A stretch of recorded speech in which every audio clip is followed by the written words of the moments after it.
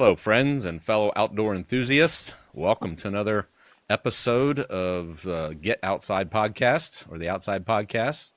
We're going to be chatting with Slade Johnston today. Slade's a big deal in the real estate space and outdoor space, and he's going to be talking about a unique opportunity for outdoor properties called Trips for Trade. So welcome, Slade. Tell us a little bit about who you are and what Trips for Trade is. Yeah, thanks, Wayne. So kind of, I guess to start out, Trips for Trade is just essentially a website for swapping trips. We narrow it down to 4 different categories, which are outdoors, adventure, vacation, and sports.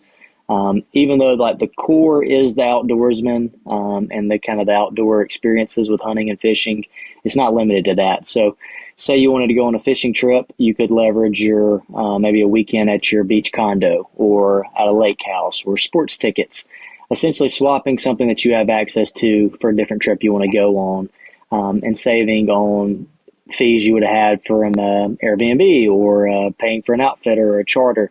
So it's just a way to kind of connect with other like-minded individuals and go on some cool trips and experiences and save a bunch of money doing it. So kind of a little bit of the backstory there. I grew up big outdoorsman. My family has a farm in West Alabama. My grandfather, I guess you could say, was a local turkey hunting legend, and just took a lot of pride in our property and kind of making it the best habitat possible for wildlife and for timber production as well too. And anyway, so I grew up with that kind of environment and spending almost every afternoon and definitely every weekend we were hunting or fishing, and he was just my best friend, and it kind of instilled the love for turkey hunting into me. And when I guess I was getting a little bit older, I was in probably my high school years, my grandfather was going to finish his Grand Slam. And so for those that aren't kind of turkey hunters or big outdoorsmen, the Grand Slam is harvesting all 4 subspecies of turkeys across the U.S.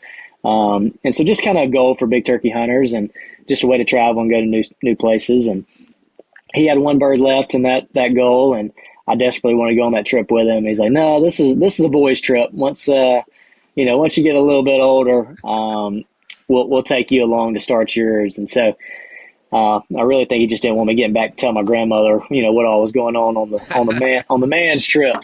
But anyways, he went and finished his, and I always look forward to kind of doing my Grand Slam when I got older. But that was, I guess, fast forward a little bit to my senior year of high school, he got sick, and then my freshman year of college, he passed away. And so we never got to travel outside of the state of Alabama to do any turkey hunting. And I guess that was the first family member I lost. It was a super tough time, and my dad was saying, "Hey, why don't you still book some of those other turkey hunts in other states, and we'll do that Grand Slam in memory of him." And started looking at outfitters, and I'm like, I'm not about to ask my dad to spend it. It'd probably been about $10,000 after it was all said and done for both of us to go on these 3 other trips across the country. And I was like, I'm not going to ask him to pay for that, and I knew I couldn't pay for it, so. Yeah.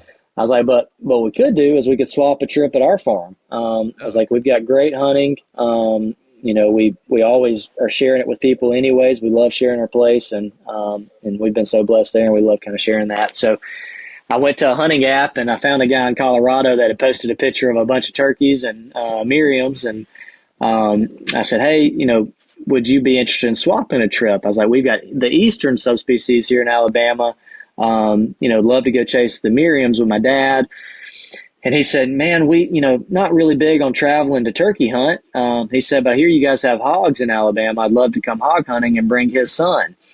And I was like, "Man, they're a nuisance for us. We'd love to have you come help us, kind of cut back on the population of wild hogs." And so that was ultimately the start of Trips for Trade. Him and his son came to Alabama, and they harvested their first hogs. And then my dad and I went out to Colorado to start my Grand Slam and found a massive elk shed he let me bring back with me. And it was, and now it's just a lifelong friendship with that guy. And actually I went back I bet I've done 6 or 7 swaps with him now. And I just got back 2 weeks ago from Colorado doing an elk hunt out there. And, I actually killed an elk on a swap with him there. And so, that's just kind of the success story of Trips for Trade. I mean, it all started with that and going and pursuing the turkey hunting, but it's led to just bigger adventures and friendships and, lifelong friendships. So we've, I guess, from that story, from the original swap to where we're at today, I was going through college at the time, as mentioned, going through business school, and we competed in some of the university's business pitch competitions with the idea. And after a couple years of revising and building out the platform and kind of having the proof of concept, we won the grand prize that the university had here. And so we ended up winning altogether after several competitions, a little over $100,000 in funding just in competition money. And then the university ended up being the University of Alabama ended up being one of our investors in the company. They gave us office space, and then we started our first round of fundraising and brought on about 10 investors. So that kind of kicked off the business. Now we have trips in all 50 states and about 12 different countries, really heavy in the outdoors and vacation space. So hunting, fishing, vacation properties, still looking to grow in more of the adventure side and sports. Really any kind of outdoor activity you want to go on and about anywhere you want to do it, you can get on Trips for Trade and find something that you'll probably like to do. Interesting. Wow, that's a fascinating story. Thank you for that. So I have a question. If I have a property or a hunting property, is that something I can list on your platform and set it up for other people to come and visit and share the experience with? Yeah, so it can be as as involved or uninvolved as you want. So say you have property there in Montana, you could let somebody come and maybe they want a mule deer hunt or antelope hunt or something, and that can be guided. You can be with them, hosting them, or you could just tell them, hey, here's a property, go help yourself and be safe essentially. And then at a later date, you go to their property or do whatever kind of trip they have listed. So. Yeah, any kind of asset that you have, you can list on the site. We run off of a membership model, so we don't have any transaction fees. We have a few different membership options to make that affordable for you, and you can list as many trips as you want and go on as many different trips each year as you want.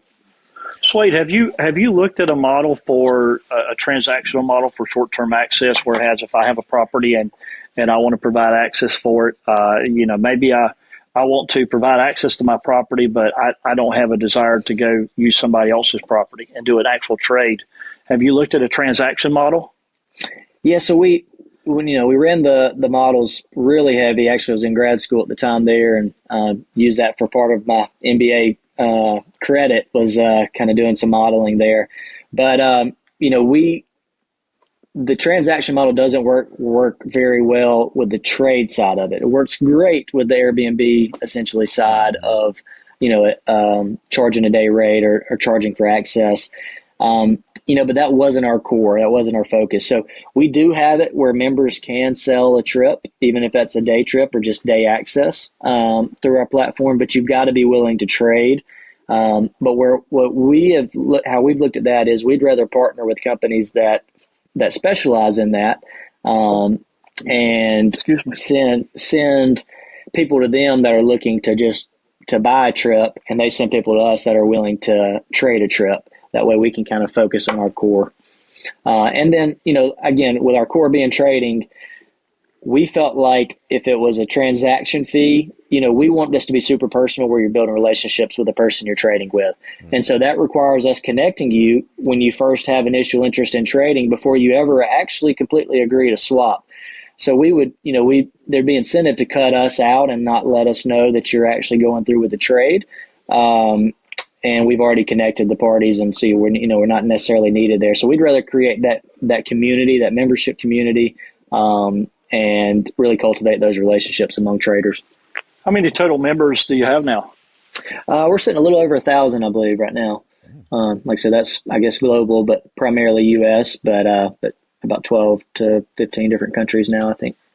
And how much trading activity occurred in, say, 2022 or 2023 year to date? I'd have to pull back to look. I can't say, like today, just in the last couple hours, since this morning, we've probably had 10 or 15 swap requests. So that's not, not all of those are actually going to take place. That's just people inquiring about trips and seeing if there's interest. I've seen probably two of those. I hadn't looked at all of them today. We've got a guy on our team that handles all of that, but I've seen at least two of those that were like, yes, I'm interested. Again, it's hard for us to track sometimes if they ever do actually swap, but it's easier for us to see how many requests are going out, and a lot of times if how many of them are saying, yes, I'm interested, let's hop on a phone call and discuss details a little bit more. So that's a number that we've actually got another website that we haven't finished yet, but we've got it mostly finished that we hope to launch at some point. That will be able to kind of keep all of that communication a little bit more internally and have a better way of tracking those numbers. But what we can see is there's a lot of trade interest and it's been a lot of activity from our current membership. So you did a great job talking about the Colorado trip at the very beginning, and sounds like you're still trading with that individual. What are some other places of trips that you've done but just really personally resonate with you? In other words, if I were a first-time trader on the platform and I wanted to look at like your favorites, what are the standout ones that you would point me to? Yeah, I would say it's hard to beat that Colorado big game. From the mule deer hunting to the elk hunting out there, those have by far been my favorite. It's just beautiful country coming from pretty much flat here in Alabama to those mountains and chasing big game has been incredible. So hard to top those. Most of my other swaps have been turkey hunts. My next goal has been the U.S. Super Slam, which is trying to harvest turkey in all the states except for Alaska, so lower 49. But so trying to check off a state or a couple states every season. Swap. Been down to Florida. Had an incredible swap down there. Just a lot of fun hunting Florida. We went out west to we did Montana and Wyoming this spring. That was pretty awesome hunting out there. So it's hard to say. I think every state's a little bit different, but it's going to be hard to top the mule deer and the elk hunting in Colorado. So the Colorado location is the one that was the cabin in the first location where we did the first podcast. Yep, that was it. Oh, interesting. Okay. Yeah, so they've got two different properties. That's one of them. Where I actually did the turkey hunts, the other property they have about 30 minutes away, but and that was originally a lease that the guy had where he could bring guests, but now they've actually purchased that cabin I was at, that property. So they actually own that now, and they just continue to lease the other. So he's just been a great friend and a great resource, and he loves coming to Alabama and have some of that southern hospitality and good cooking. And we try to, if he comes in the spring, we'll do a big crawfish bowl and shrimp bowl and. Let me know when that is. I'll be there for that. So building the community is a big focus. Building that community is what my takeaway here. Absolutely, yeah. We want it to be super personal. That's where the credibility comes in. This isn't just a forum. There's plenty of forums out there that people will say, their username might be Buck Slayer or something like that. And you can come hunt my property, and they might not even own the property. They might be putting you on the neighbors.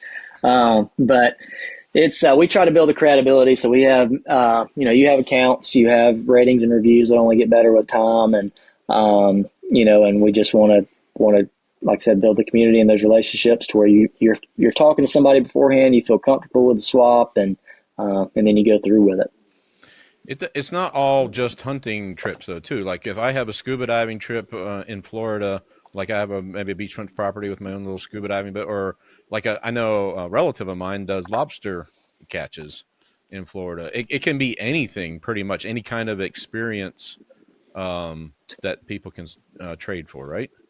Absolutely, yep. And we'd love to kind of expand more into those opportunities, and from skydiving to skiing to sports tickets. Just go to watch a national championship football game or something. Interesting. If you got like season tickets or box seats and you can't go to a game and you want to let somebody use your tickets in exchange for, a week at a beach condo, that's a way to not let your tickets go to waste. So what are some of the more unique ones that you have on the platform that you're aware of? Some of the ones I'd like to do, I did actually did an internship in New Zealand in college, and it's incredible over there. And we've got some really neat New Zealand trips. So there's some of those that I wish I'd known those guys when I was over there and try to connect with them. But I'd love to go back and do some of those. There's just some helicopter tour in New Zealand where you're just seeing the beautiful views that country has to offer, and all the different wild game they have, and some hunting experiences over there. That'd be kind of a bucket list for me. Yeah. So even like somebody like I have a friend who does backcountry snowmobile tours. That could be a deal like that. That'd be a great opportunity for him. Yeah. Say, hey, I'll we've got bring your whole family. We'll do a day of tours or a weekend of tours, and he might want to, when it gets warm, he might want to go to the coast and sit on the beach at somebody's condo or something. You have a property in Alabama that I think it has a cabin lodge on it, and talk about doing a crawfish bowl. So you're there to point people, entertain. You're probably if you're going to offer that, then you're probably going to want to look at something that in your eyes is of comparable value. And going and hunting 20 acres in Pennsylvania, turkey hunting 20 acres in Pennsylvania might not be of comparable value, but if it's 1,000 acres in Pennsylvania and there's a cabin there to stay in, that may be an attractive trade for you. So is that kind of the way it works? The two parties kind of look at it and say, this is a good trade for me. I want to trade with this person, and this other person, vice versa, says exactly the same thing. Is that the way it works? Yeah, so we intentionally don't put a value on the trips because the value is subjective. So as you mentioned, you might not think 20 acres in Pennsylvania would be worthwhile to the couple thousand acres we have access to here in Alabama. But say for my goal of wanting to harvest a turkey in Pennsylvania, if that person is extremely confident, like, hey, we can get this done on my 20 acres, like as long as I can achieve my goal of having a successful hunt there, I'd be willing to take the swap. But yes, it is kind of like, if you feel like it's fair, if you feel like it makes sense, you say yes. If not, you just simply say no. We don't want to get into like, oh, mine's worth 1,000 and yours is worth 500. Let's make up the difference. It's just a swap. That's what it is. Yep. So you could trade your Alabama property a week there, and you could say, okay, I could say, here's a stay in Emerald Isle, North Carolina for a week, which I saw you had an Emerald Isle property on the page on the website. If Slade feels like that's a fair trade, then I can go hunt Slade's property in Alabama for a week, and he's going to go stay at my place in Emerald Isle for a week. Exactly. I mean, that's the way you look at it. Got it. Yep. And if they feel like it's not fair, we have some guys that might say, like, a deer hunting example, hey, you can harvest 2 bucks, or you can bring a guest and both of you guys hunt, but then I'll just come by myself to your place and maybe I only do this one thing.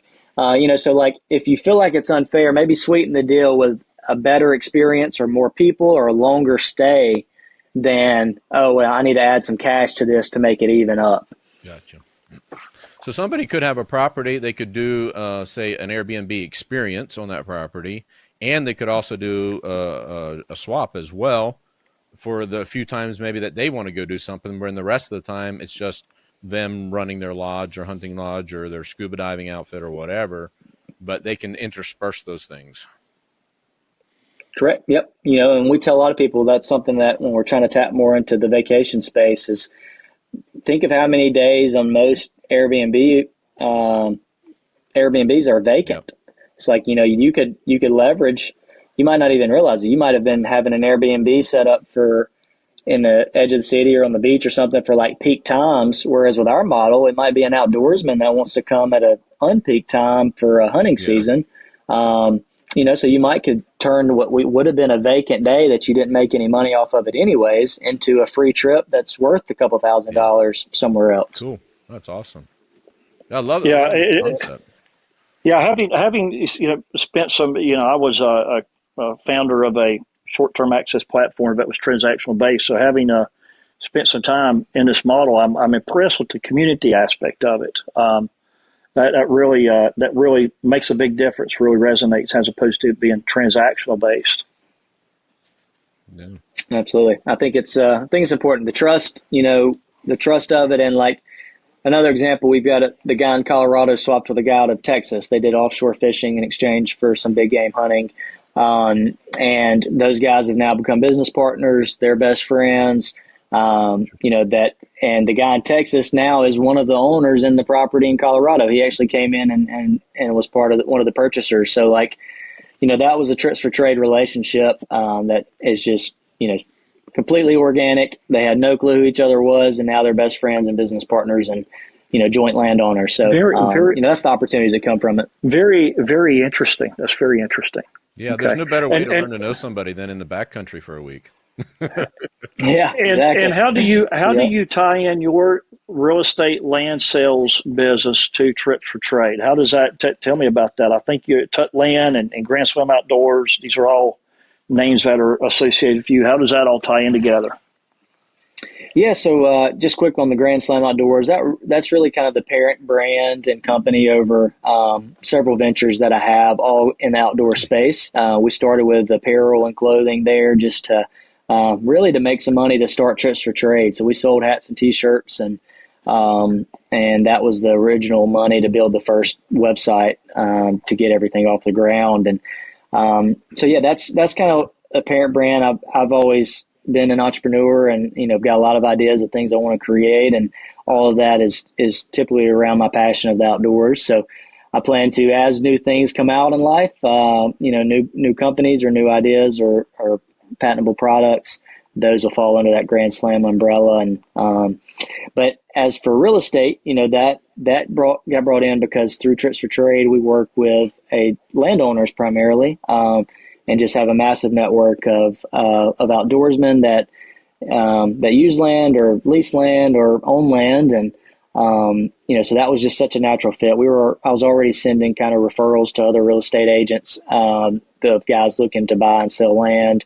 And so ended up joining Tut Land, a company that I've got, strong family ties to and a long history with growing up in our area in Alabama. And it's been a real natural fit. So everybody I'm working with on the land side is, also has an interest, typically in Trips for Trade and vice versa. So it's, they kind of play hand in hand. Okay. Fantastic. So, Trips for Trade, you have about 1,000 members currently globally. And how much is a membership? Our main membership's $125 a year, so the annual one. We have a premium, which is more of what our outfitters do to kind of promote their listings a little bit more, at $250 a year. And then we've got a monthly option for maybe somebody that, a little bit more budget friendly at $12 a month. That's kind of the three options now. We're actually working on a corporate model that we're kind of testing with some larger companies that have a big workforce. And so we're excited to see how that pans out and continue to grow the company. Cool. That's awesome, man. Thank you for sharing that. How do people find out about you? Where do they get in touch with you, Slade, if they want to do real estate deals or trips? Yeah. So social at Slade, SLADE, Slade Johnston, JOHNSTON, and then 205-499-3858. I'm pretty much available. My number's kind of everywhere. So if you need to get a hold of me for any reason, that's probably the best place to do it. And what's the website again? The website is tripsfortrade.com, and that's the number 4. Okay, tripsfortrade, number 4.com. Cool. Mm-hmm. Well, that was a very interesting episode. Thank you, Slade, for joining us today. And I really enjoyed hearing about that. And thank you, folks, for tuning into our podcast of this episode. And we'll see you in a future one soon. Thanks again, guys. Thanks, guys. Thank you.